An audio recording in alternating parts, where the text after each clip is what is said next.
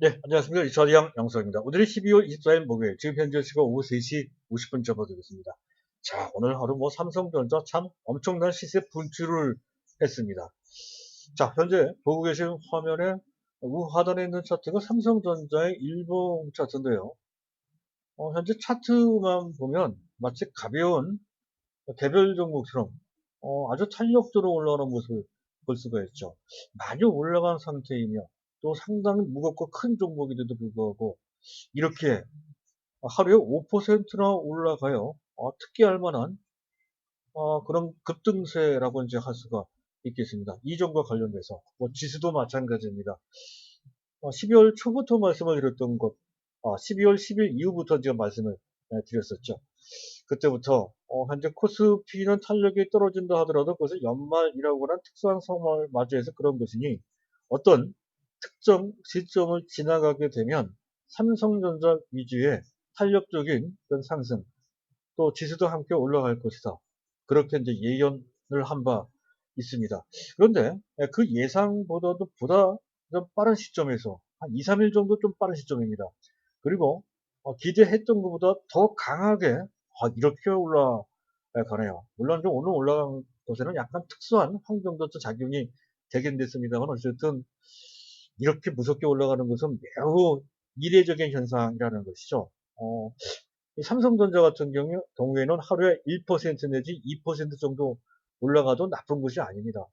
그 정도만 올라가도 감지 덕지 해야 되는 판에 이렇게 큰 종목이 무려 5%나 급등했다는 것.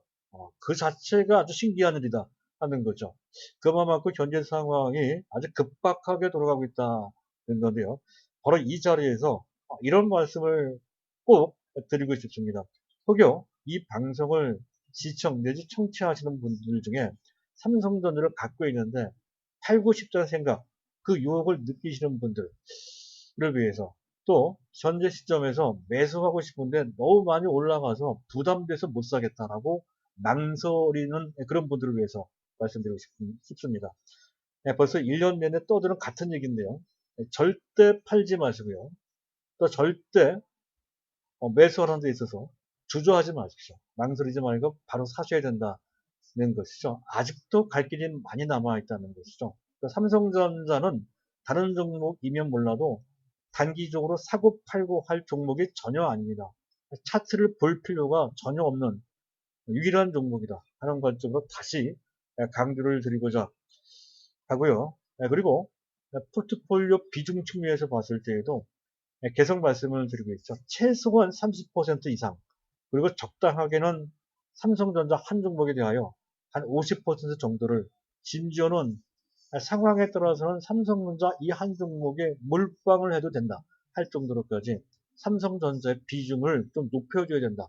그렇게 설명을 드리고 있죠. 그것과 관련돼서 여전히 비중이 낮거나 하시는 분들은 그 비중을 늘리는 방향으로 선택을 좀 해주시기 바랍니다. 자, 그것과 관련돼서 오늘 제가 말씀드릴 것은 일단 시장의 이슈를 점검을 해봐야 되죠. 현재 우리 시장 상황이 어떤 상황인지를 전반적으로 검토를 해봐야 되는데 매일매일 검토를 하고 있죠. 간단하게 요약해서 이제 말씀을 드릴 거고요.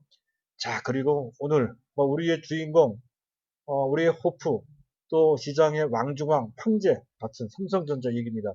일단 단기적으로 봤을 때 수급상 아주 중대한 변화가 생기기 시작했다는 거죠.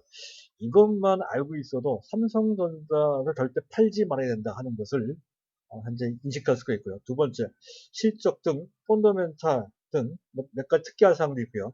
그런 것까지 이제 아셔야 되는데, 자, 그것을 알고 계시면 삼성전자를 왜 장기 투자를 해야 되는지, 그리고 그를 통해서 어느 정도의 기대 수익을 낼 수 있는지에 대한 윤곽을 잡을 수 있다는 것이죠. 여기까지 알고 있어야 삼성전자를 사고 팔지 않고 뚝심 있게 계속 갖고 있으면 장기적으로 투자를 할 수 있는 그런 뚝심이 생긴다는 것이죠. 정석 플레이입니다.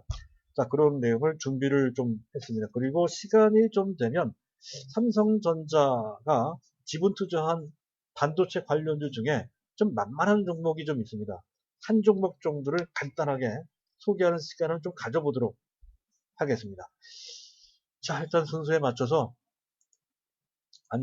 순서에 맞춰서 말씀드릴 건데요. 안내 말씀 먼저 드릴까 합니다.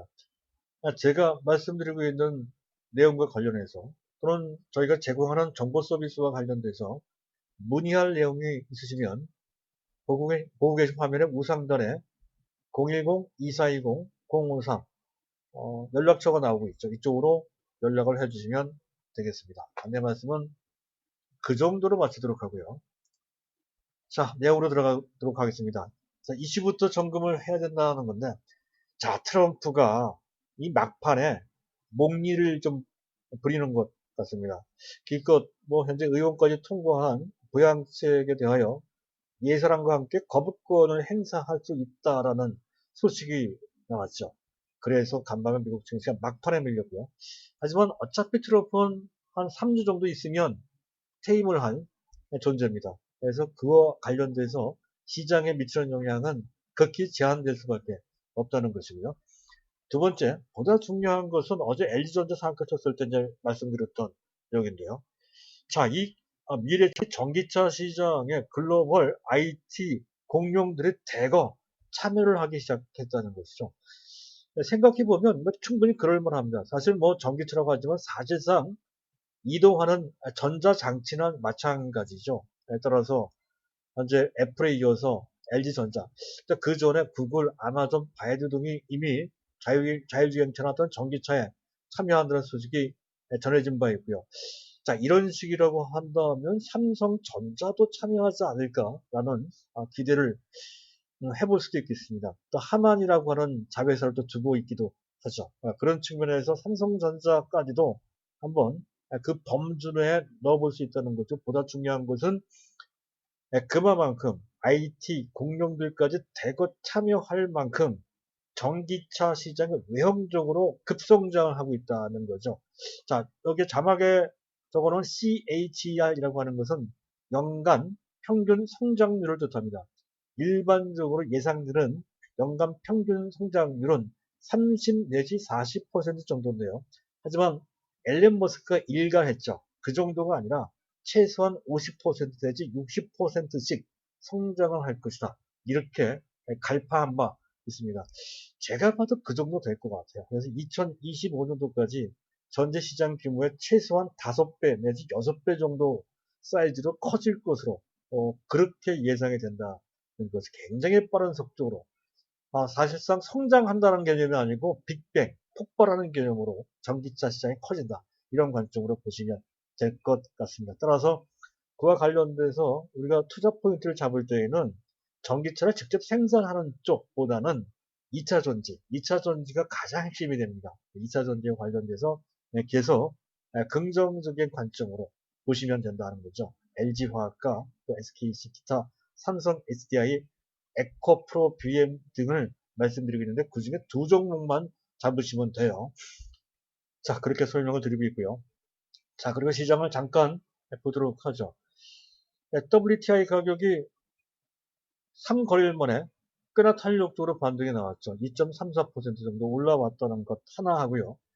자, 그리고 원달러 환율 잠깐 보세요. 어제 약간 제가 걱정을 좀 했었죠. 원달러 환율이 올라가는 것, 즉 달러 대비 원화 가치가 떨어진다는 것은 금융시장, 그중 증권시장에 썩 좋은 것은 아니다.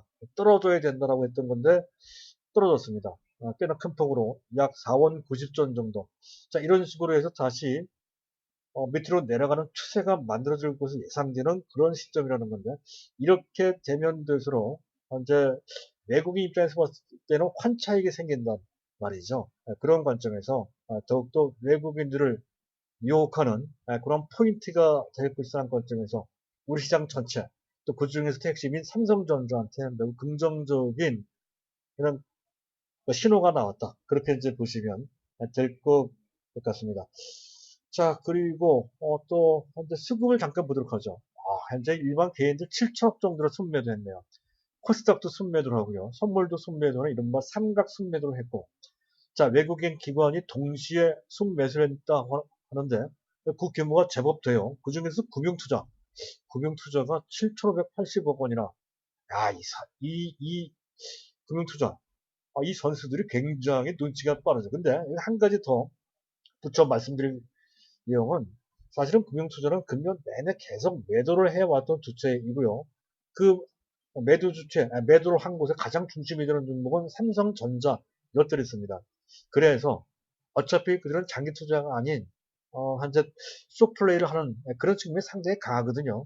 따라서 그들이 매도했던 삼성전자 국한도에서는 거의 4조 원 약간 넘어가는 것 같습니다. 그런 정도를 이미 매도를 해놨기 때문에 연말 돼서 그 매도 물량을 걷어들이는 이른바 쇼커버를 해야 된다는 거죠.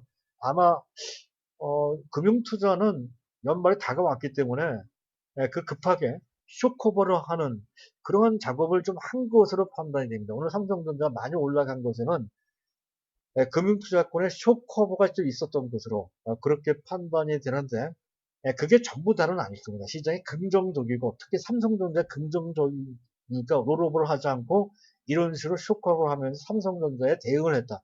이런 관점에서 본다면 그렇게 허망한 일도 전혀 아니라는 것이죠. 다만 쇼커버가 좀 과도하게 나왔기 때문에 삼성전자가 생각보다 좀 많이 올라온 측면이 있다.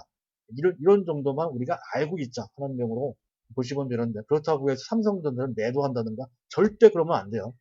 설사 내일 빠진다 하더라도 전혀 개의치 말고 계속 정진을 하시기를 바란다 하는 건데 다만 그런 현상이 있다는 것만 알려드리기 위해서 이런 말씀을 드리는 거고요. 자, 그리고 뭐 여기까지 수급 봤고요. 그런 이제 그 삼성전자 얘기 본론으로 들어가야 되겠네요. 자, 삼성전자. 자, 수급과 관련해서 이왕 뭐 얘기를 하는 김에 삼성전자의 차트를 올려놓고 말씀을 드리는 게 또 좋을 것 같습니다.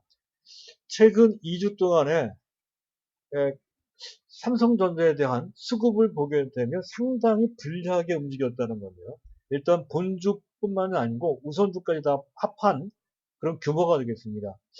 그 2주 동안 즉 삼성전자 주가가 답보 상태를 보였던 최근 2주 동안입니다. 현재 차트에 오른쪽에 보면 약 2주 정도 되죠. 삼성전자 주가 거의 움직이지 못한 채 오히려 약간 조정받는 그런 모습이 나왔던 그 기간 동안 외국인들이 무려 2조 3천억 정도를 매도를 했습니다. 그중 본주가 1조 5천, 또 우선주가 8,700억 정도가 물량에 나왔다는 거죠. 그리고 기관도 매도를 했는데요. 기관들의 매도는 외국인들에 비해서 그렇게 많지는 않죠. 약 3,200억 원 정도를 좀 매도를 했다는 거고, 개인들이 그 외국인과 기관들의 물량을 다 받아줬죠. 무려 2조 6천억 정도를 순매수하면서 삼성전자를 떠받쳐 줬다는 건데 이것도 매우 중대합니다. 일반 개인들이 그런 식으로 슈퍼파워를 보인 적이 없었거든요. 일반 개인들이 있어서 그나마 삼성전자의 하락폭을 줄였다라고 할 수가 있겠습니다. 그런데 재미있는 것은 말이죠. 그 기간 동안 지난 2주 동안 외국인들이 우리 시장 전체에서 매도한 규모는 2조 5천억 정도입니다. 즉 외국인들이 이 시장 전체 2조 5천억 매도하는 중에 삼성전자가 2조 3천억 정도니까 거의 92%? 92% 정도 삼성전자 집중적으로 삼성전자를 때렸다는 얘기가 되는 거죠. 자, 삼성전자가 나빠서 매도했습니까? 그게 아니죠. 어떤 기계적인 어떤 프로그램에 의해서 그래서 가장 대표적인 삼성전자를 집중적으로 매도하는 그런 결과가 나왔다는 것을 이 점에서 한 가지 우리가 알 수 있다는 것이고요.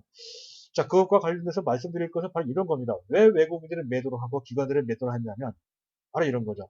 삼성전자가 그렇게 크고 무거운 종목, 특히 외국인이 가장 많이 갖고 있는 종목인데 금년 들어서 특히 지난 3월달 이후에 삼성전자 주가가 상당히 많이 올라갔습니다. 그 어떤 종목보다 많이 올라갔기 대형주 중에서 말이죠. 그래서 이례적인 아주 높은 수익을 냈거든요. 그런 경우에 현재 그 특히 연말 맞이에서는 어떤 특정 펀드, 특히 외국인 같은 경우는 더욱더 심합니다. 현재 그 이익을 확정시키기 위한 차익실현 매물이 나온다는 것이죠. 그런 고수익률을 확정시키기 위한 차익실현 매물들이 쏟아져 나왔다 하는 건데 이건 시점과 매우 관련이 있죠. 연말이 지나가게 되면 그럴 필요가 없으므로 오히려 거꾸로 좀 매수하게 된다. 이런 논리가 바로 여기서 나오는 거고요. 또 한 가지는 좀 복잡한데요. 공매도가 금지되어 있고 해서 외국인들이 우리나라에서 파생상품과 연관된 다각도의 스트레티지를 구사할 수 있는 그러한 어떤 기회가 상당히 협소해 졌습니다. 그래서 그동안 삼성전자를 주로 타겟으로 해서 현재 숏플레이를 한 것으로 지수가 내려가는 쪽으로 플레이를 한 측면도 분명히 있다는 건 약간 좀 까다롭고 정확히 판단하기 좀 어려운 측면이 있는데 아마 그 부분이 분명히 있는 것 같습니다. 비차익 쪽만 1조 5천억 정도가 나왔다는 것이 그를 보여주는 것이고요. 자, 그런 부분도 단기적인 현상이죠. 그리고 또 한 가지는 국내 인덱스 같은 경우에 삼성전자가 너무 많이 올라오다 보니 그 인덱스 펀드 중 현재 또 장기 투자 펀드 중 삼성전자 비중이 너무 높아졌습니다. 그래서 자기네 규율상 그 비중을 적절히 조절할 필요가 있다는 거죠. 가장 대표적인 기관이 연기금입니다. 연기금에서 그 물량이 나왔다는 것이죠. 이것도 또한 시점과 관련되어 있는 것입니다. 시점만 지나면 그러한 부담은 다 깨끗하게 해소가 되는 거죠. 바로 그것 때문에 시점을 제가 특별히 강조드린 거죠. 연말이라고 하는 특수한 시점을 지나가게 되면 그러면 모든 것이 특히 수급과 관련된 대변화가 있을 것이다 했던 건데 생각보다 하루 이틀 정도 빠르게 이게 나타나고 있습니다. 이른바 선수를 치는 거죠. 그런 관점으로 이해를 하시면 될 것 같고요. 자, 그래서 단기적으로 봤을 때 그 비중 조절 부담이나 차익 실현 매물 부담이 완전히 해소된다는 것도 그렇고요. 또 중기적 관점에서 봤을 때, 또 글로벌 관점에서 보면 이런 대변화가 있다. 라고 계속 강조를 드리고 있죠. 그레이트 머니 무브, 자금의 대이동이라고 하는 뜻입니다. 시장으로 본다면 선진국 시장에서 AM, 마케트, 이머징 마켓 쪽으로 신흥시장으로 자금이 대이동되고 있다는 건데 신흥시장의 가장 머리맡에 있는 나라가 중국도 있지만 한국이 있습니다. 사실상 한국은 이머징 마켓이 아니고 사실상 선진국 시장이죠. 그런 관점에서 더욱더 외국인들 입장에서 봤을 때 매력적인 시장이 된다는 것이고요. 자, 그리고 자, 우리나라에서는 아직까지는 뚜렷하지 않은데 자, 미국에서는 이런 현상이 나오고 있습니다. 다시 현재 인덱스 펀드가 확대되고 있다는 것이죠. 지수 추종 펀드입니다. 패시브 펀드라고 하기도 하죠. 자, 이런 해외 인덱스 펀드가 확대됨에 따라서 그 펀드들이 국내에 유입됐을 때 현재 특정 종목을 선별해서 매수하기보다는 시장 전체를 매수한다는 거죠. 외국인 입장에 봤을 때 시장 전체라고 하는 것은 삼성전자나 진배가 없습니다. 삼성전자 하는 것은 시장 전체를 사는 것이나 마찬가지다 이렇게 인식을 한단 말이죠. 그래서 사실상 원래는 시가총액 최소한의 10개 내지 20개 종목에 집중해서 포트폴리오 구성해서 바스켓을 구성해서 산다는 건데요. 하지만 외국 입장에서 봤을 때 굳이 그럴 필요가 없다는 것이죠. 삼성전자 집중하는 경향이 있다는 건데 연말까지는 아까 그런 이유 때문에 매도를 했다 하더라도 아마 연초가 되면 그런 물량 인덱스에 기본적으로 구성해야 되는 그런 종목으로도 삼성전자를 우선적으로 매수할 소지가 상당히 크다는 거예요. 사실상 완톱입니다. 니프티, 피프티가 아니고 국내에서는 니프티 10이라고 말씀드렸어요. 1980년대 미국 시장에서 간접 투자가 활성화되면서 그때 나온 현상이 니프티, 피프티 선택된 아름다운 50개 종목이다 해서 당시 50개 대형주만 유달리 많이 올라간 적이 있었고 그러한 현상을 니프티, 피프티라고 했는데요. 자, 우리나라에서는 니프티, 피프티가 나올 수가 없죠. 시장이 작기 때문에 니프티 10인데 그 중에서 삼성전자 하나입니다. 그런 관점으로 상당히 유력하고요. 그리고 국내 펀드 이런 것도 아마 선물을 하시는 분들은 아실 겁니다. 트래킹 에러가 생기기 상당히 쉬운 상태라는 것이죠. 특히 지수 추정 펀드 그래요. 삼성전자를 안 따라가면 그러면 삼성전자 이끄는 시장 속에서 삼성전자가 없을 때 시장 수익률을 못 채운다는 거죠. 그래서 추종, 시장 지수 상승률을 추종을 해야 되는데요. 그것을 추정하지 못하는 그런 결과가 생깁니다. 그것을 트래킹 에러라고 하는 거죠. 삼성전자가 있어야 그게 추종이 가능하거든요. 추종. 따라간다는 뜻입니다. 그래서 트래킹 에러인데, 트래킹 에러를 방지하기 위해서라도 필수적으로 삼성전자를 담아야 된다는 그런 상황이 나온다는 거죠. 그런 것도 앞으로 계속 작용될 소지가 상당히 크고, 여기에는 연기금도 예외가 아닙니다. 그런 관점. 또 한 가지는 마른 장작 효과. 이것도 계속 강조를 드린 바 있었죠. 그동안은 계속해서 대기 매물들이 쏟아져 나갔지만 최근 들어서는 가장 잠재 매물벽이 큰 대상인 일반 개인까지 삼성전자를 매수하려고 합니다. 또 오늘 같은 경우에는 금융투자권까지 매수, 쇼커버를 하는 그런 입장이라고 했을 때 또 외국인 들어오고 말이에요.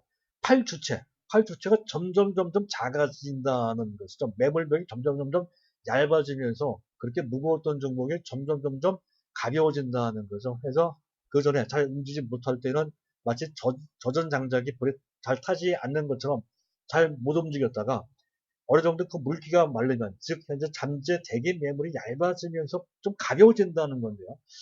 이 부분이 실제로 현실화되는 것 같습니다. 시간이 갈수록 점점 삼성전자의 대기 매물이 얇아지면서 가볍게 올라갈 수 있는 그런 상황에 만들어지는 것으로 그렇게 판단이 됩니다. 그리고 내년 3월 달에 공매도가 재개가 되는데요. 외국인 입장에서 봤을 때 공매도는 나쁜 점도 있지만 좋은 점도 있습니다. 시장 전체 거래를 활성화시키고 특히 외국인들의 매입을 유발시킬 수 있는 좋은 수단이 된다는 거죠. 그래서 외국인들이 보다 적극적으로 매수할 소지가 있는데 그렇게 되면 또 삼성전자를 타겟으로 하겠죠. 이런 것이 바탕이 된단 말이죠. 따라서 실적도 좋은데다가 수급상 상당히 유리한 상황에 전개된다라고 했을 때 겁을 낼 필요가 전혀 없죠. 많이 올라간 게 대수가 아닙니다. 단기적, 중기적 관점에서 보더라도 말이죠. 자, 그런 관점에 설명을 드렸고, 그 다음에 세 번째, 삼성전자 얘기인데 또, 펀더멘털 관련해서, 실적과 관련돼서는 뭐 누추히 이제 말씀을 드린 바 있었죠. 간단하게 요약해서 말씀을 드릴 겁니다. 일단 2021년 내년만 본다 하더라도 일단 내년부터 본격적인 디램 슈퍼사이클이 시작되는 첫 해가 될 것이다. 그렇게 설명을 드리고 있습니다. 특히 장치 산업이고요. 진입장벽이 가장 높은 장치 산업이며 그 특성상 현재 수요가 상당히 비탄력적이 된다는 것이죠. 수요에 대한 공급이 상당히 비탄력적이 되고 그것 때문에 가격이 급등락을 하는데 지금 공급이 딸리는 상황이 인위적으로 만들어지는 측면도 좀 있어요. 삼성전자가 얼마 전에 현재 D램 생산 라인 한 개를 11라인이라고 하죠. 11라인을 지금 이미지 센서 생산 라인으로 전환을 시켰어요. 늘리는 것이 아니라 오히려 라인을 줄였습니다.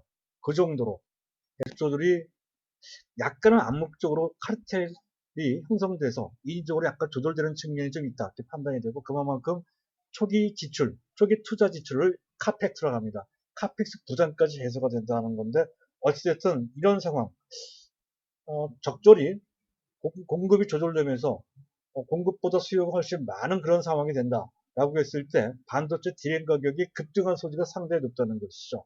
좀 경기 회복과 4차 산업혁명 또 비대면이라고 하는 그런 상황이 전개되면 수요는 자연스럽게 좀 약간 더 가파르게 올라갈 소지가 있는 상황이라 했을 때 디램의 슈퍼사이클은 생각보다 더 빠르고 강하게 올 소지가 상당히 높다 하는 겁니다. 일례로 작년에 삼성전자의 디램 사업 부분의 영업이익은 디램 사업 부분만 따져서 영업이익은 14조 원 정도였습니다.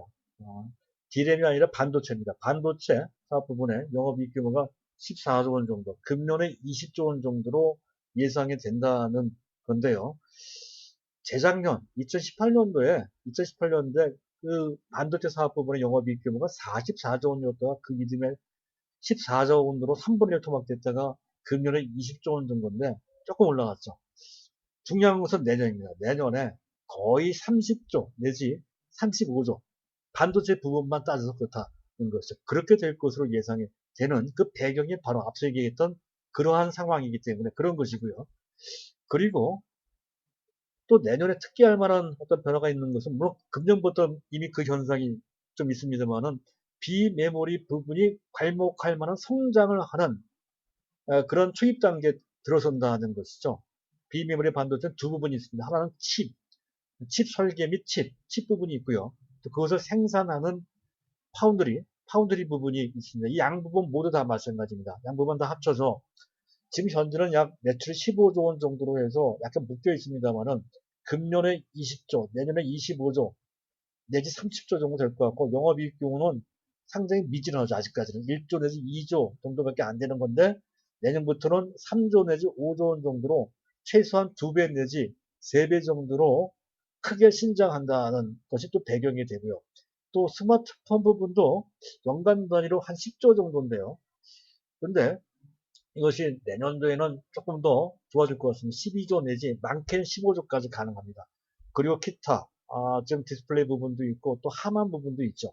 그런 것까지 다 합친다면 한 1조 정도 해서 전체 영업이익 규모가 최소한 45조 내지 50조. 금년이 37조거든요. 내년에는 그보다 훨씬 더 증가한 45조 내지 50조까지도 가능할 것으로 판단이 돼요. 그런데 이것과 관련해서 제가 한 2025년도 정도 되면 영업이익 규모가 85조 정도 될 것이다. 85조.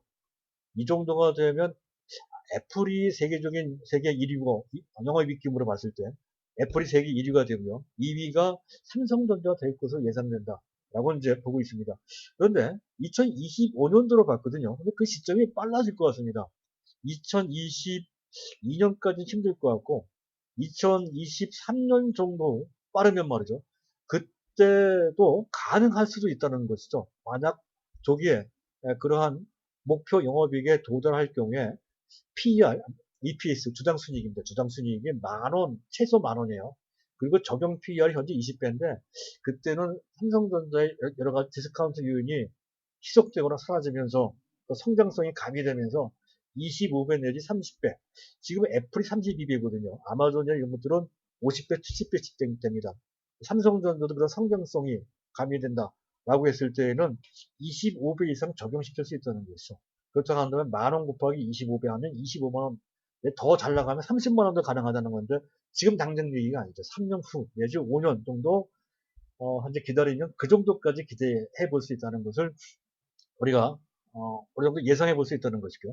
그리고 그것 말고도 또 굉장한 특기할 만한 상황이 있습니다. 일단 비메모리 현재 비전 2030이 발표된 지 1년 됐는데요. 그 사이에 단계별로 비메모리 각 부분이 나름대로 순항하고 있다는 거죠. 가장 대표적인 것이 이미지 센서 쪽이고요. 아이소셀이 나오고 있죠. 그리고 AP, 얼마 전 엑시노스 200, 2100이 장착이 된다라고 이제 뉴스에 보도가 된 바 있었죠. 그런 것이 다 그렇습니다. 그리고 파운드리 쪽은 뭐 계속 글로벌 IT 기업들, IBM도 있고, 엔비디아도 있고요, 바이드도 있고요, 퀄컴도 있고요.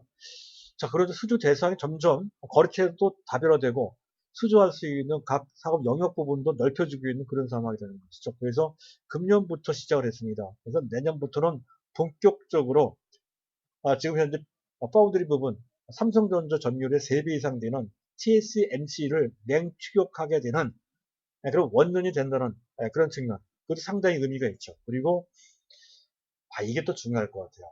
지금 삼성전자 갖고 있는 현금성 자산이 100조가 넘어가는 100조 내지 110조 정도로 알려지고 있는데요. 더군다나 원화가 초강세입니다. 원화가 초강세이기 때문에 더욱더 여유가 생겼죠. 그래서 내년에는 3년간 거의 M&A를 안 했던 것도 좀 있으니까 그를 기반으로 해서 메모드급 M&A 거의 50조 내지 100조짜리 M&A를 할 소지가 있다는 건데 가장 유력한 대상 중에 하나가 NXP입니다. 세계적인 차량용 반도체 업체죠. 만약 여기를 인수하게 된다라고 한다면 상당한 현재 센세이션이 될 소지가 높다는 것이죠. 그렇게 될 소지가 어느 정도 있어요. 장담은 못하지만 가능성이 충분히 있습니다. 그리고 또 한 가지는 내년부터 아마도 우리 증시가 MSCI 선진국 지수에 편입될 소지, 편입되는 것이 아니라 편입을 추진할 소지가 상당히 있다는 거죠. 편입을 추진하는 것만으로도 상당한 반영 효과가 있을 것이라는 거죠. 편입 추진하게 되면 아마 1년 내, 3년 내 편입될 소지가 높다. 이렇게 이제 볼 수가 있는데 그것만으로도 삼성전자 시장 전체에 대한 외국인들의 태도가 달라질 수 있다는 것이죠. 그래서 내년도 외국인들이 우리 시장에 이를 근거로 해서, 이를 바탕으로 해서, 이 전체죠. 전체를 바탕으로 해서 최소 10조 원 내지 많게는 30조 원 정도 시장 전체에 대해서 순매수할 것이라는 것이고 삼성전자에 대해서 5조 이상의 순매수할 것으로 그렇게 기대가 되는 그런 상황입니다. 그렇다고 한다면 현재 단기, 중기, 장기적 관점에서 삼성전자 더군다나 믿음직하잖아요. 그런 관점이라고 한다면 삼성전자에 대해서 겁을 먹을 필요가 없고 부담을 가질 필요가 없고 그렇죠. 망설일 필요가 없는 것이죠. 갖고 계신 분들은 너무나도 당연히 그대로 갖고 있으셔야 되고요. 안 갖고 있거나 부족하신 분들은 망설이지 말고 지금이라도 매수해야 된다는 거죠. 3년 정도 돼서 만약 현재 주가 대비 한 3배 정도 올라간다면 못할 이유가 전혀 없죠. 또 설사 잘못된다 하더라도 삼성전자 이름이 거의 없죠. 그런 관점에서 더욱더 자신 있게 삼성전자 보시기 바랍니다. 자, 오늘 내용 그 정도로 마치도록 하겠습니다. 감사합니다.